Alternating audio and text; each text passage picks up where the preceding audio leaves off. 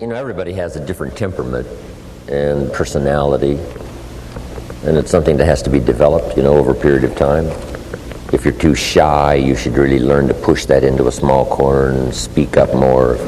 If you're a little too loud, maybe you should, calm down just a little bit.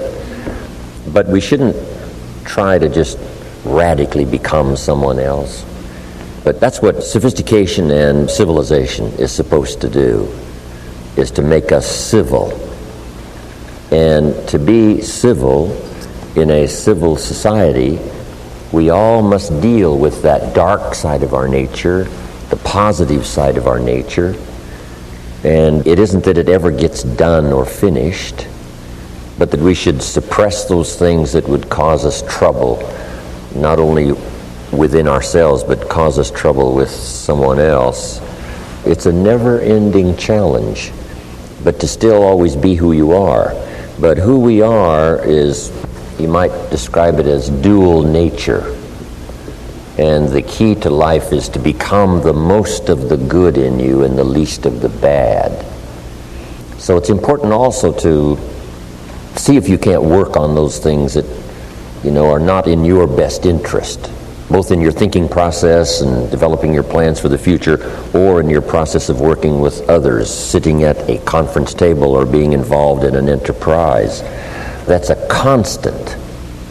When some become wealthy now, they have to deal with ego that didn't show its sort of ugly head until, the money was flowing like a river, and now this little gremlin on one shoulder whispers and says, now's the time, right, to, conquer the world and let everybody know you're the master. And sure enough, it can cause all kinds of problems. One of the greatest difficulties of wealth is, handling this issue of ego and keeping it under control. So we need to reveal who we are, but we also need to master the art of who we are presented as our best, as it serves us and our children, as it serves us and our friends, as it serves us in our business. But it is a constant and it never ends.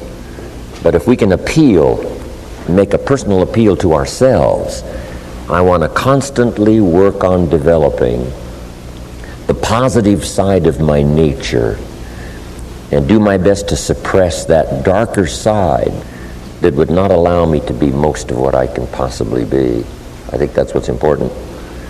When a president becomes president, it's interesting, what ego might do. Old Testament says, this king came to power and he was a good king. Then the next king came to power and he was a bad king. And that's always happening, whether it's good king, bad king, or whether it's inside of our own head. We all have to deal with that. But you might make this note, it's part of the great adventure to deal with it, to become civilized, and to not allow ourselves, as we journey along, to become uncivilized in our behavior, in our language, in our style, and to try to keep that balance going consistently and present that as the best part of us, as who we are, and then let people see that.